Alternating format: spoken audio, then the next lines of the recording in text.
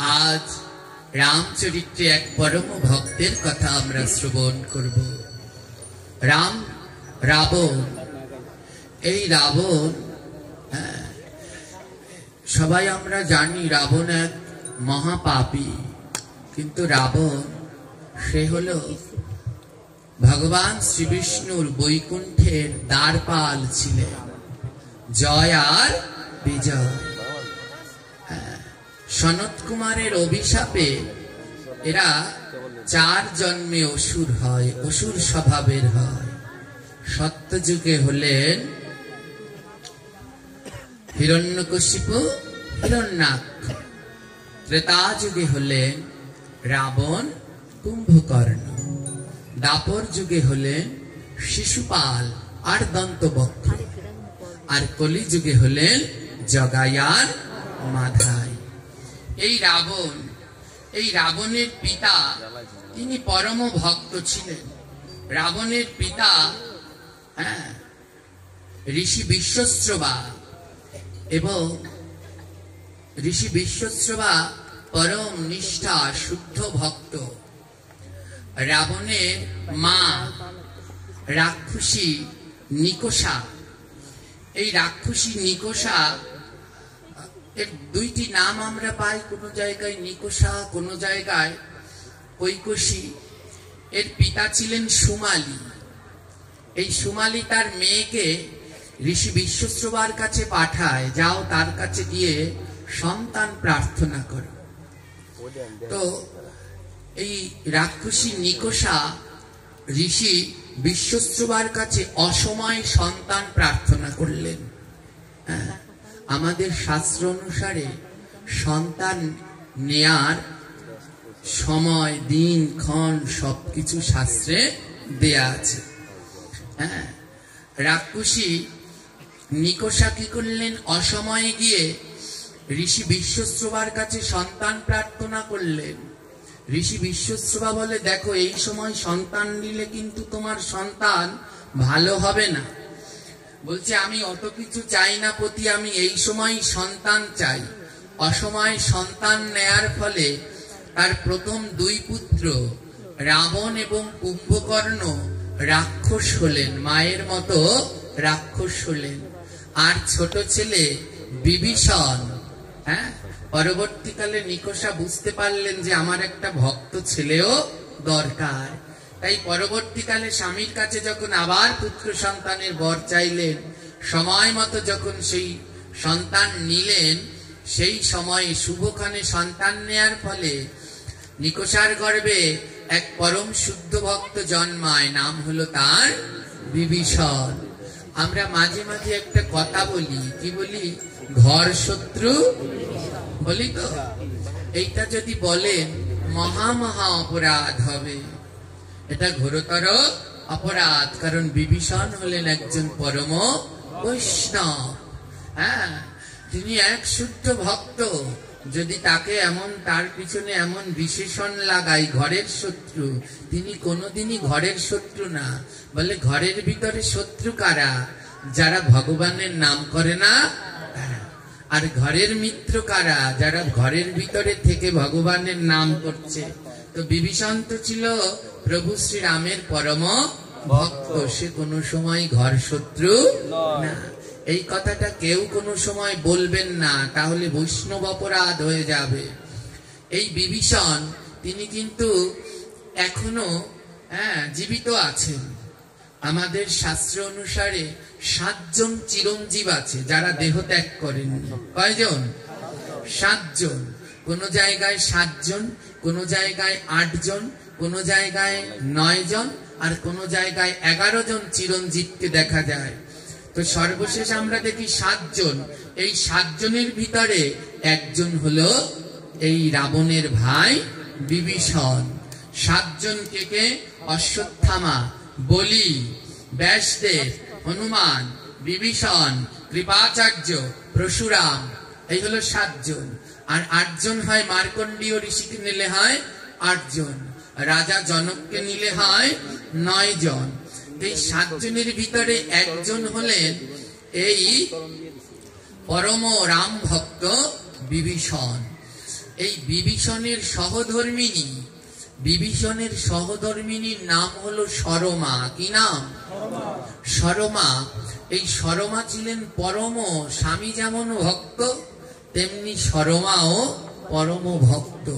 দেখবেন একই সংসারে স্বামী স্ত্রী দুজনে যদি ভক্ত হয় তাহলে তাদের আগাতে, সামনের দিকে ভক্তি জীবনে আগাতে বড় আনন্দ, সুবিধা। যারা স্বামী স্ত্রী দুজনে ভক্ত তাদের কোনো অশান্তি নেই, তারা সামনের দিকে দ্রুত গতিতে ভক্তিপথে আগাবে। কিন্তু ঘরের ভিতরে একজন যদি ভক্ত হয় আরেকজন যদি অভক্ত হয় তাহলে বারবার পিছু টান, আগানো যায় না। তো সরমাও পরম ভক্ত আর বিভীষণও পরম ভক্ত। বিভীষণ রাবণের প্রধানমন্ত্রীর পদে ছিলেন। সোনার লঙ্কা, লঙ্কায় প্রত্যেকটা ঘর ছিল সোনা দিয়ে তৈরি করা। এত বড় স্বর্ণ লঙ্কায় জানেন কোন একটা সবকটা ঘর লঙ্কায় যারা কাজ করতেন তাদের ঘরগুলো সোনা দিয়ে তৈরি করা ছিল। এর জন্য বলা হয় স্বর্ণ লঙ্কা। শুধু একটা ঘর ছিল মাটির। কিসের ঘর? মাটির ঘর। দেখেছেন?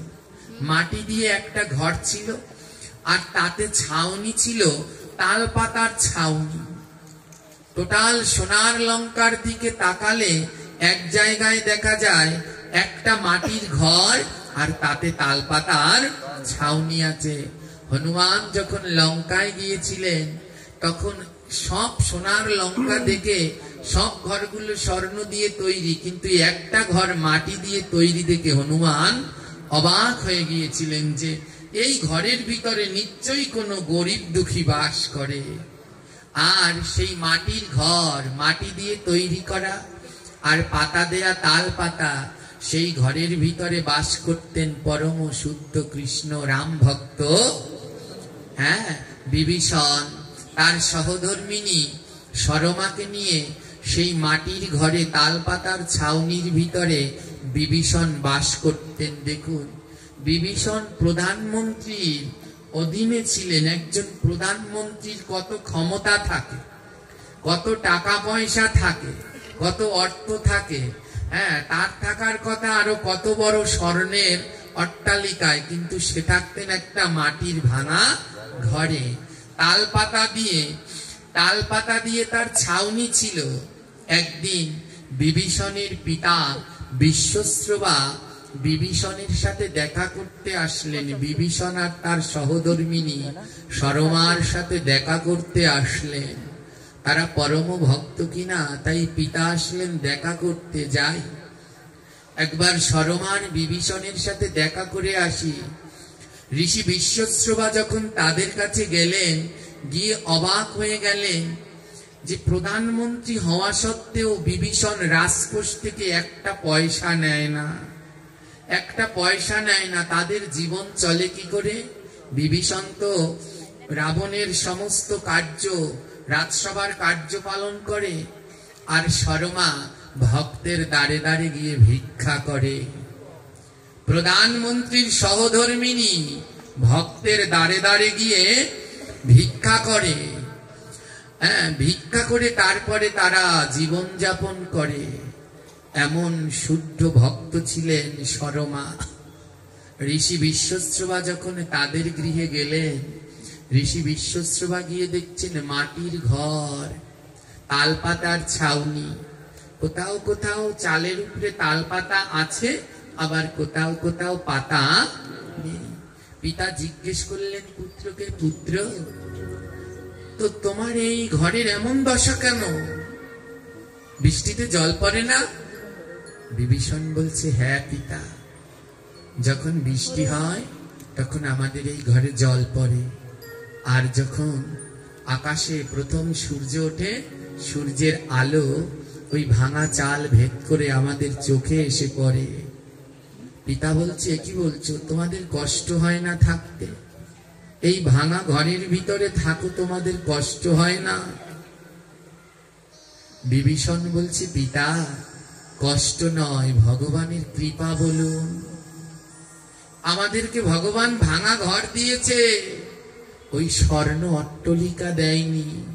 যদি স্বর্ণ অট্টলিকা ভগবান দিত তাহলে আমাদের বড় কষ্ট হতো। ওই স্বর্ণ অট্টলিকা যদি আমাদেরকে দিত তাহলে আমাদের বড় কষ্ট হতো। আমাদেরকে ভাঙা ঘর দিয়েছে, তাই আমাদের বড় আনন্দ। বিশ্বশ্রবা বললেন, বুঝতে পারছি না। বিভীষণ বলে, জানো পিতা, যখন আকাশে বৃষ্টি হয়, এই সোনার লঙ্কায় বৃষ্টির মধ্যে তো আর কেউ ঘর থেকে বেরোয় না। বেরোয় কি প্রয়োজন ছাড়া? সবাই আমরা কি করি, বৃষ্টি নামলে কাঁথা কম্বল, ভালো কাঁথা কম্বল গায়ে দিয়ে ঘুমিয়ে পড়ি। বিভীষণ বলল, জানো পিতা, এই সোনার লঙ্কায় যখন বৃষ্টি হয়, সবাই ভালো কাঁথা কম্বল গায়ে দিয়ে দামি বিছানায় ঘুমায়। আর এ জগতে ভজনের প্রধান শত্রু হলো ঘুম। যার যত বেশি ঘুম, সে কৃষ্ণ ভজন থেকে তত দূরে পিছিয়ে যাবে। যত ঘুমাবে তত পিছিয়ে যাবে। আমাদের গোস্বামীগণদের জীবনী পড়ে দেখবেন, আহা কি শুদ্ধ তাদের জীবনী। 3 ঘন্টা ঘুমাতেন, কেউ 2 ঘন্টা, কেউ 1 ঘন্টা। 1 ঘন্টা সরগোস্বামীরা ঘুমাতেন, 2 ঘন্টা ঘুমাতেন। 1 ঘন্টা 2 ঘন্টার মধ্যেও, ঘুমের মধ্যেও তারা রাধারানীর সেবা করতেন। ঘুমাতেন, ঘুমের মধ্যেও পুষ্প চয়ন করে রাধারানীর জন্য মালা বানাতেন। ঘুমের মধ্যেও সেই মালা রাধা গোবিন্দের গলায় পরাতেন। তাদের ঘুম আর আমাদের ঘুম, ওই বাড়িতে বসেও ঘুম। এমন অসুর প্রবৃত্ত আমাদের জীবন, সাধু সঙ্গ ভাগবতে এসেও আমাদের ঘুম যায় না। এ হলো ভজনের শত্রু। বিভীষণ পিতাকে বলছে, জানো পিতা, যখন আকাশে ঘোরতর বৃষ্টি হয়, সোনার লঙ্কায় সবাই ঘুমায়, আমি আর সরমা আমরা তো ঘুমাতে পারি না, কারণ আমাদের সারা ঘরেই জল পড়ে। মাথার উপরে চাল আছে, তাও ভাঙা, ওই সারা ঘরে জল পড়ে। বিশ্বশ্রবার নয়ন থেকে টপ টপ করে জল ঝরছে। বিশ্বশ্রবা জিজ্ঞেস করছে, পুত্র তখন তোমরা কি করো? বিভীষণ বলে, ওই যে ঘরের এক কোণায় আমরা দুজনে বসে বসে, যখন সবাই ঘুমায়, আমরা দুজনে বসে বসে বৃষ্টির মধ্যে আমার প্রভু শ্রীরামের নাম জপ করি। ওই ঘরের এক কোণায় বসে বসে আমরা রাম নাম জপ করি। বিভীষণ বলছে, দেখুন পিতা, আমার প্রভু শ্রীরামের কত কৃপা। যদি আমাদেরও স্বর্ণ অট্টলিকা দিত, আমরাও নরম বিছানায় কাঁথা কম্বল গায়ে দিয়ে ঘুমাতাম। আমাদের প্রভু শ্রীরাম আমাদের ভজন করবার জন্য আমাদের ভাঙা ঘর দিয়েছে। এটা কাউকে দেয়নি, তার কৃপা, এটা আমাদের দিয়েছে। কেন? আমরা যেন প্রভুর প্রাণ ভরে ডাকতে পারি, ভজন করতে পারি। তাই সোনার লঙ্কায় যখন সবাই ঘুমায়, তখন আমরা দুজনে মিলে প্রভু শ্রীরামের নাম করি। আর বিভীষণ আর সরমা যখন ওই ঘরের এক কোণায় বসে নাম করে না, বরুণ দেব আরো অঝোর ধারায় ছড়ে। কারণ শুদ্ধ ভক্তের মুখে নাম শুনতে দেবদেবীরা ছুটে ছুটে আসে। বৃষ্টি থেমে যাওয়ার কথা, যখন ভক্ত নাম করে অঝোর ধারায় বৃষ্টি পড়ে। বৃষ্টির দেব বরুণ বলছে, তোমাদের মুখে নাম শুনে আমি বরুণ যদি উদ্ধার হতে পারি। অঝোর ধারায় বৃষ্টি ঝরে ঝরে পড়ছে। আর মাঝে মাঝে বরুণ দেব কি করছে জানেন? ওই যখনই সুযোগ পায়, ওই বিভীষণ আর মা সরমার চরণের উপরে বিন্দু বিন্দু জল পড়ছে। বলে, আমি তো স্বর্গের দেবতা, ওখানে কোনো বৈষ্ণব নেই, ওখানে স্বর্গের সুখ শান্তি আছে। হে বিভীষণ, হে সরমা, তোমাদের মতো ভক্তের আমার বরুণ আমার জল দিয়ে যদি ওই ভক্তের চরণটা একবার ধোয়াতে পারতাম, আমি বরুণ দেব ধন্য হয়ে যেতাম। মাঝে মাঝে বরুণ দেব এসে সরমা আর বিভীষণের চরণটা ধুইয়ে দেয়। পিতা বিশ্বশ্রবা পুত্রের ভক্তি দেখে কাঁদছে, দুই নয়ন থেকে অজর ধারায় জল ঝরছে। বিভীষণ বলে, আমাদের ভাঙা ঘর নয়, আমার গোবিন্দের কৃপা। আরো কি হয় জানেন পিতা? আমাদের শাস্ত্র বলে ব্রহ্ম মুহূর্তে শয্যা ত্যাগ করে সকাল বেলায় ভগবানের মঙ্গল আরতি করতে হয়। কিন্তু আমরা ওই যে বললাম, যার যত ঘুম তার তত ভজন নষ্ট। কিন্তু আমরা তো সবাই ঘুমিয়ে থাকি। পিতা বললেন, বিশ্বশ্রবাকে বললেন, বিভীষণ জানো পিতা, আমাদের ভাঙা ঘর গোবিন্দের কত কৃপা। সকালের প্রথম সূর্যটা যখন ওঠে, ওই সূর্যের আলোটা গিয়ে আমাদের চোখে পড়ে। ঘুমানোর আগে আমরা জানালা কপাট সব সুন্দর করে আটকে ঘুমাই না? সকালের আলো যদি চোখে পড়ে ঘুম ভেঙে যাবে। বিভীষণ বলে, আমাদের ভাঙা ঘর নয়, ও আমাদের গোবিন্দের কৃপা। সকালের কোনোদিন যদি আমাদের ব্রহ্ম মুহূর্তে উঠতে দেরি হয়ে যায়, ওই সূর্যদেব আমাদের ভাঙা ঘরের চাল থেকে আলো আমাদের চোখের উপরে দেয়। সূর্যদেব ডেকে বলে, আর ঘুমিও না, ও বিভীষণ, ও জীব, উঠে পড়ো, আমি সূর্য উঠে গেছি, তোমরা উঠে আমার প্রভুর নাম করো, আর ঘুমিও না।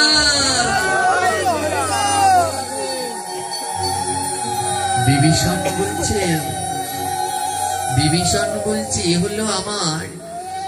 এ হলো আমার গোবিন্দের কৃপা। তার কৃপায় আমি ভাঙা ঘর পেয়েছি, যেন এই ঘরের ভিতরে বসে আমি ভজন করতে পারি। তোমার দেখুন, এ জগতে যারা ভক্ত, তারা ভগবানের সেবা ছাড়া আর কিছুই চায় না, তারা মুক্তিও চায় না।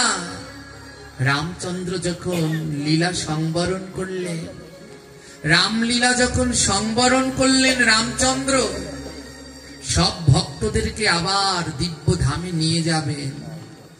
ভগবান বিষ্ণু, তিনিই তো রাম, সবাইকে আবার তার দিব্য ধামে নিয়ে যাবেন। লীলা শেষ করেছেন, সবার জন্য রথ পাঠিয়েছেন বৈকুণ্ঠ থেকে। মা কৌশল্যার জন্য রথ, কৌশল্যা মা রথে উঠে আসো, চলো। সুমিত্রা মায়ের জন্য রথ, উঠে আসো। লক্ষ্মণের জন্য রথ, সবার জন্য যত যত রামলীলায় যারা যারা অংশগ্রহণ করেছে সবার জন্য একটা একটা করে রথ পাঠালো। সবাই উঠে উঠে বৈকুণ্ঠে যাচ্ছে।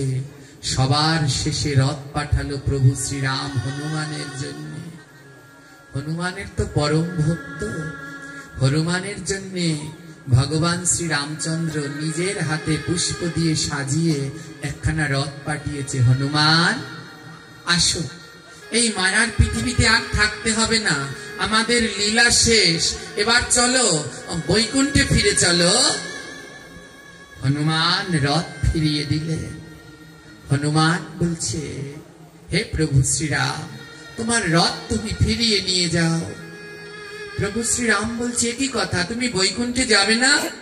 হনুমান বলছে, না ও ভগবান, আমি তোমার ওই বৈকুণ্ঠে যাব না।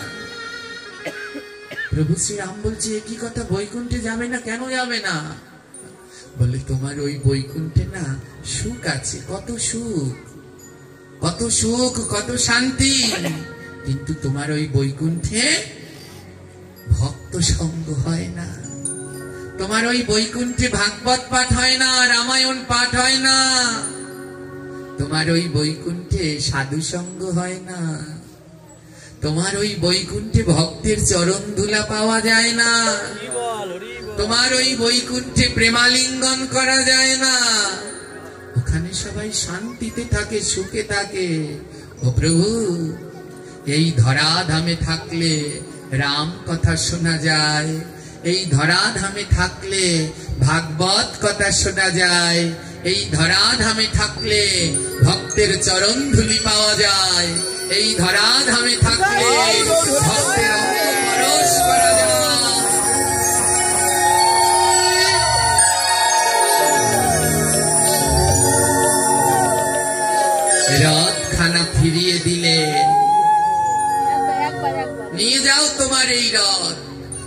যাব না বৈকুণ্ঠে, আমি থেকে যাব এই ধরাধামে। তাই তুলসীদাস তার রামচরিত মানুষে বলছে, যেইখানে আমার রামচন্দ্রের কথা হয় হনুমান সেখানে আসবেই আসবে। ওমা, যেইখানে রামের কথা হয় সেইখানে হনুমান আসে, যেইখানে ভাগবত কথা হয় সেইখানে ধ্রুব প্রহ্লাদ আসে, আর যেইখানে ভগবানের ভক্তের কথা হয় সেইখানে সাক্ষাৎ ভগবান নিজেই।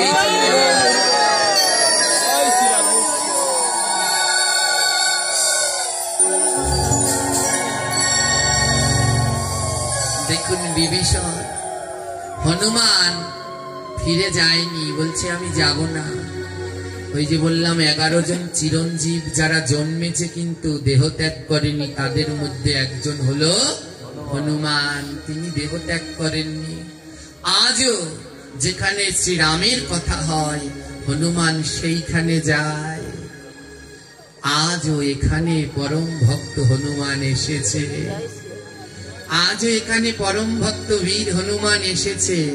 কোনো না কোনো কারো রূপ ধরে, কারো না কারো পাশে বসে আমার প্রভু দিব্য নাম সে শ্রবণ করছে। আজ বিভীষণ বলল, পিতাকে বলল, পিতা এ ভাঙা ঘর নয়, এ আমার প্রভু রামের কৃপা। যদি আমাকেও সোনার একটা অট্টালিকা দিত, আমি ভগবানকে ডাকতাম না। তাই আমায় ভাঙা ঘর দিয়েছে, আমি প্রাণ ভরে ভগবানকে ডাকতে পারি। পুত্রবধূ সরমার দিকে তাকিয়ে দেখে সরমার পরনে ছেঁড়া শাড়ি, ছেঁড়া শাড়ি। শ্বশুর বিশ্বশ্রবা বলছে, সরমা তোমার পরনে এমন সেরা তালি দেয়া শাড়ি পরে আছো, তুমি জোড়া তালি দেয়া শাড়ি পরে আছো, তোমায় দুটো শাড়ি কিনে দেই, তোমার জন্য দুটো শাড়ি এনে দেই। সরমা বলছে, না পিতা, ঘরের ভিতরে যদি ধন জমা থাকে তাহলে এই মনে কোনো সময় নাম হয় না। ঘরে যদি ধন জমা থাকে এই মনে নাম হয় না। আমার দরকার নেই, আমার এই এই এই ছেঁড়া জোড়াতালি দেয়া শাড়ি যথেষ্ট। আপনি শুধু আশীর্বাদ করুন যেন আমরা দুজনে প্রাণ ভরে প্রভু শ্রীরামচন্দ্রকে ডাকতে পারি, আর একদিন যেন প্রভু শ্রীরামের চরণ দর্শন করতে পারি।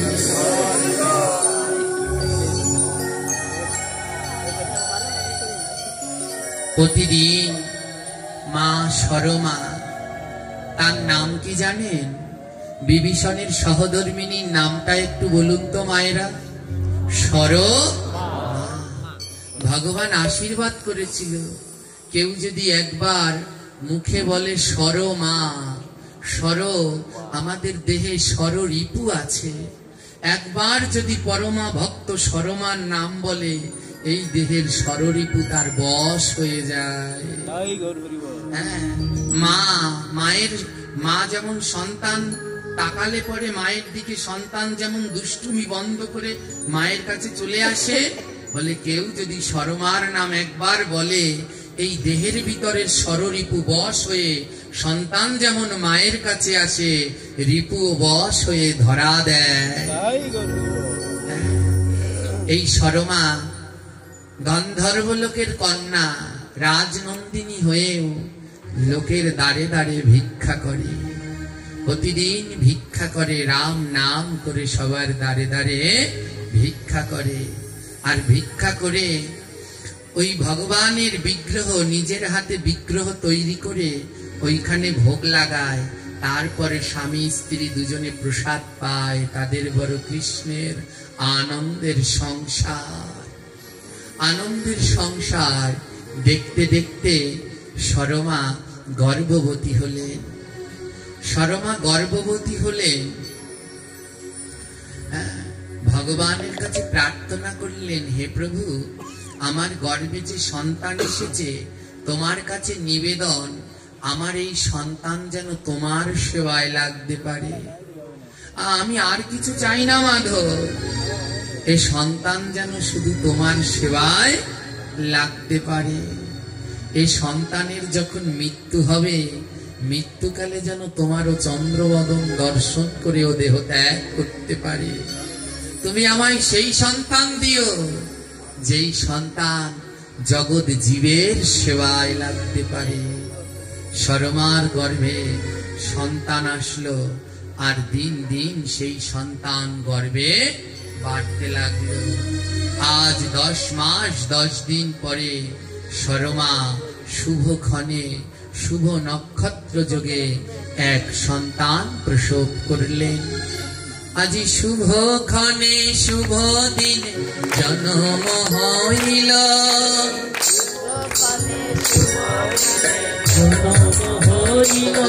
আজি শুভক্ষণে শুভ দিনে জন্ম হইল,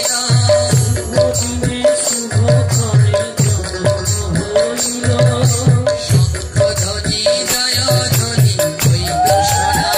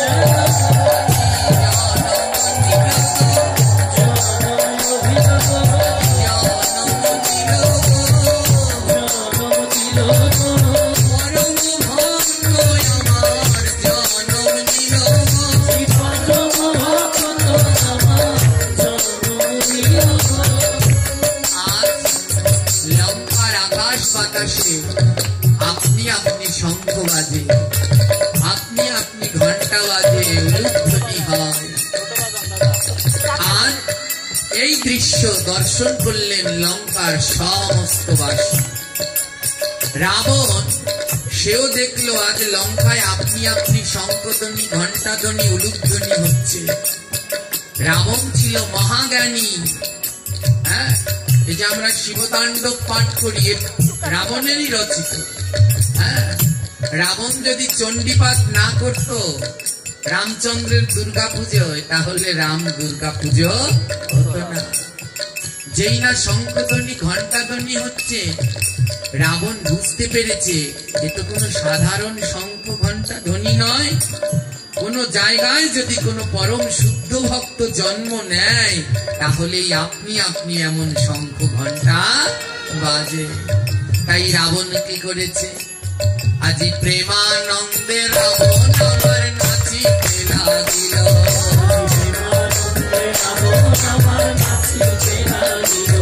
আজি প্রেমানন্দে রাবণ আমার নাচিতে লাগিল।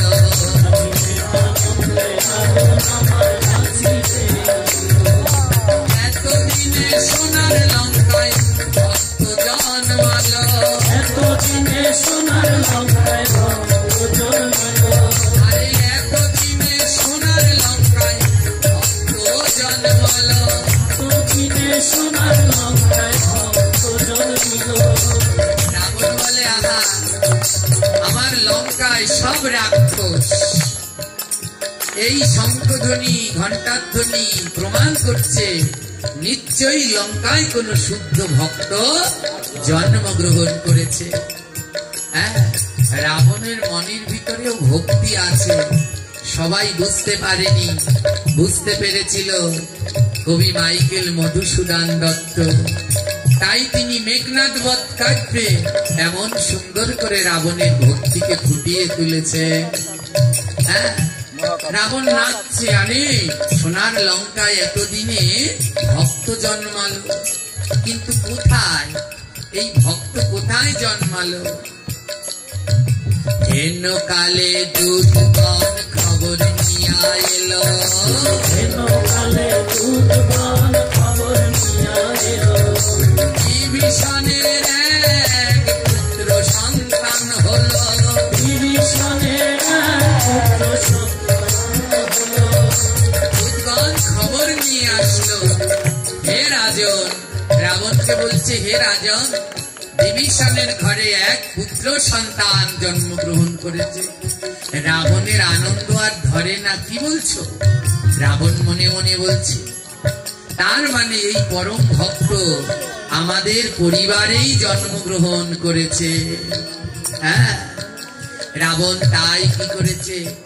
রাবণ মনে মনে বলছে, আজ যে এই পরিবারে জন্মগ্রহণ করেছে কোনো সাধারণ কেউ নয়, এ নিশ্চয়ই আমাদের রাক্ষস কুলকে উদ্ধার করবার জন্য এসেছে।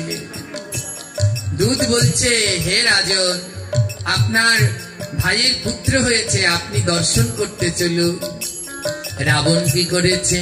ফুলমালা লইয়া রাবণ চলিতে লাগিল, ফুলমালা লইয়া রাবণ চলিতে লাগিল, ফুলমালা লইয়া রাবণ চলিতে লাগিল, ফুলমালা লইয়া রাবণ চলিতে লাগিল।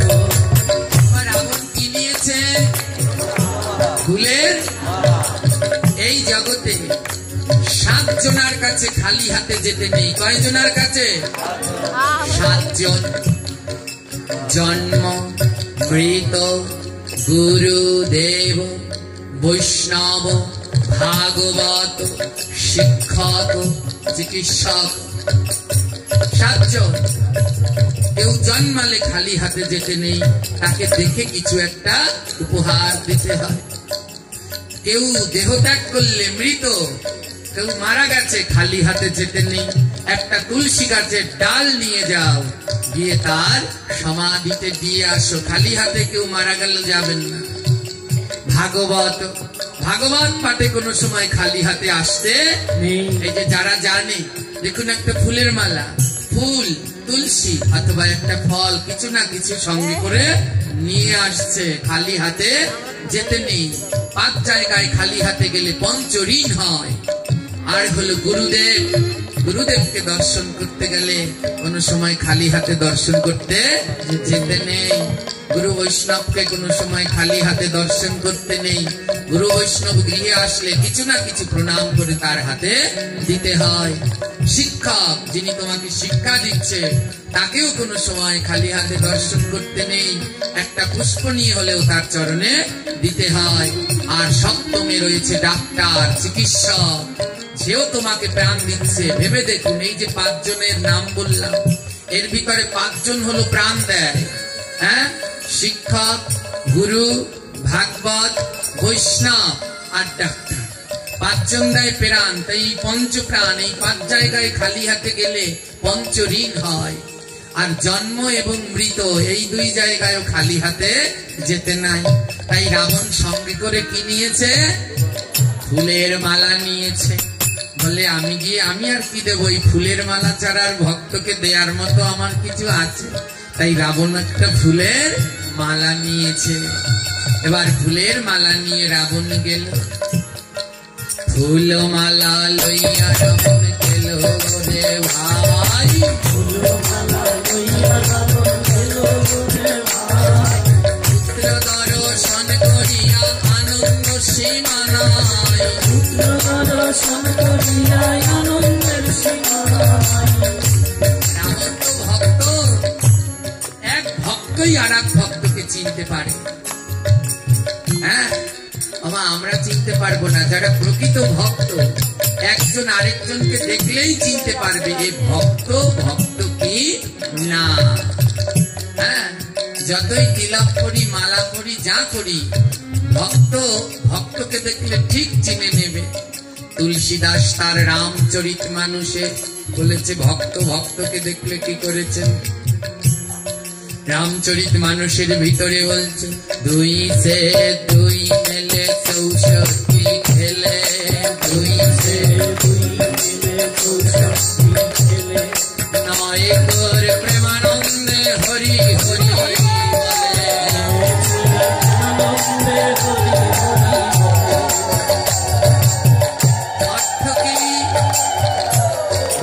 ভক্তকে কি করে চেনে? দুইছে দুই মিলে, অর্থাৎ এই ভক্তের দুই চোখ, ওই ভক্তের দুই চোখ, দুইছে দুই মিলে। একজন যখন আরেকজনের দিকে তাকায়, আমার এক ভক্ত আরেক ভক্তের দিকে তাকিয়ে মুখ বন্ধ করে রাখে? জোরে বলবেন, রাখে কি? কি করে? মুখ খুলে কি বলে? জোরে বলে। আজ রাধে রাধেও বলবো না, কৃষ্ণ কৃষ্ণ বলবো না, বলো জয় শ্রীরাম। এক ভক্ত আরেক ভক্তকে দেখে কোনো সময় মুখ বন্ধ করে, যেমন আমি বললাম জয় শ্রীরাম, আপনারা আবার আমাকে কি বললেন? আবার আরেকবার বলি জয় শ্রীরাম।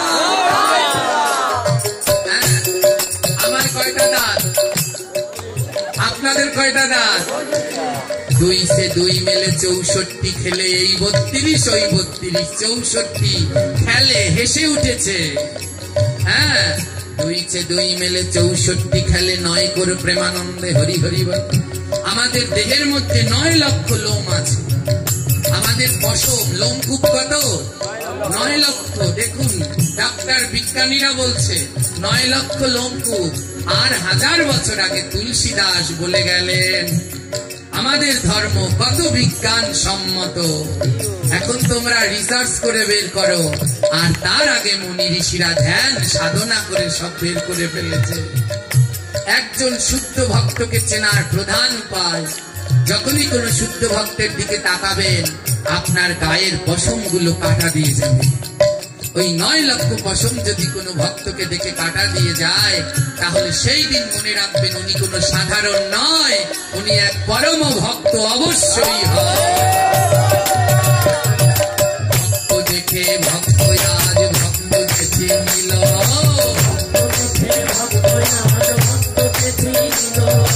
নয়নে নয়নে তাদের কত কথা হলো।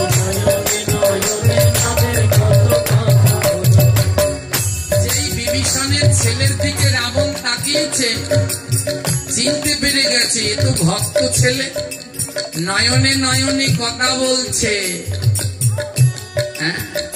নয়নে নয়নে বলছে, কি বলছে? রাবণ বলছে, তোমার মনে কি পড়ে গো, পুরাণেরও কথা তোমার মনে কি পড়ে গো, পুরাণেরও কথা তোমার মনে কি পড়ে গো। ও পুত্র, বিভীষণের ছেলেকে বলছে, পুত্র তোমার কি পূর্বের কথা মনে আছে? এখন তো ত্রেতা যুগ। ও পুত্র, তোমার